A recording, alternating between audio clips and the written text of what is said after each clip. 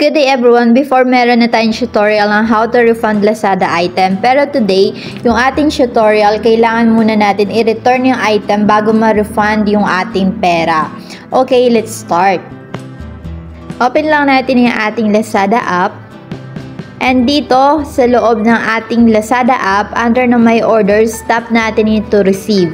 And katulad ng sinabi ko sa inyo before, bago nyo itap yung order receive, make sure na okay yung mga items na na-receive nyo, walang damage or walang kulang. Dahil once na napindot nyo na to, hindi na tayo pwede makapag-request ng refund sa Lazada. And here, hanapin lang natin yung item na hihinga natin ng request para ma-refund. And don't worry, pwede naman kayo mag-add ng another item ulit mamaya. Pero tap na natin to, return or refund. Dito sa page na to, pipili lang tayo kung ano ba yung dahilan ng concern natin. Meron ditong dalawang pagpipilian. Yung una ay have a problem with the item received, and yung pangalawa naman ay did not receive the items or I receive expired items. Yung sa akin, under siya ng I have a problem with the item received, so itatap ko lang yung arrow.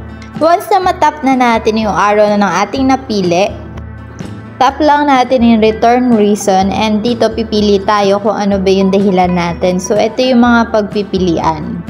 Hindi na natin iisa-isa yung basahin to. Piliin nyo na lang kung ano yung reason nyo, then itap nyo yung confirm. Dito sa may box ng comments, maglagay lang kayo ng additional reason kung bakit magre-request kayo ng refund. Yung sa akin, ipipaste ko na lang din yung sinabi ko kanina kay seller. Mas maganda mga kabomboms na makipag-coordinate muna tayo kay seller para ma-inform natin sila. After that, kailangan na natin mag-add ng photo dito para meron tayong katibayan. Pwede tayong mag-select sa ating gallery or mag-take na lang tayo ng photo. Okay, tap natin just once. And ito yung na-receive ko kasing item. Mahirap isara yung isa dahil yung pinaka-screw niya masyadong mahigpit. And here sa may return method, itap lang natin yung select. Under ng choose return method, meron tayong dalawang pagpipilian, yung drop off and yung self-arrange. Sa may drop off, dadalhin nyo yung item sa kanilang courier return partner, and dito naman sa may self-arrange, ipili kayo kung ano ba yung preferred yung courier service provider. Pero dito, please note that the return shipping fee will be partially reimbursed, and pwede nyong tingnan dito kung paano ba mag-self-arrange ng item. Na pag nakapili na kayo, i-tap nyo na yung submit.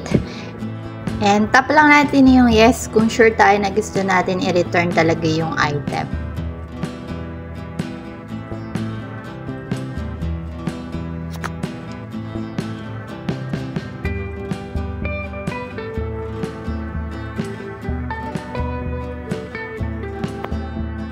Sa pag-pack ng item, ang gagamitin pa rin natin na packaging is yung pinaglagyan ni seller.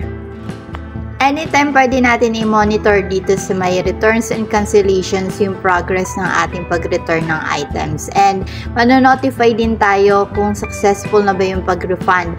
By the way mga kabombom, sa mga nagtatanong kung bakit successful na yung kanilang refund request pero hindi pa rin nagre-reflect sa kanilang balance, meron tayong tutorial niyan. Ilalagay ko na lang din yung link sa may comment section.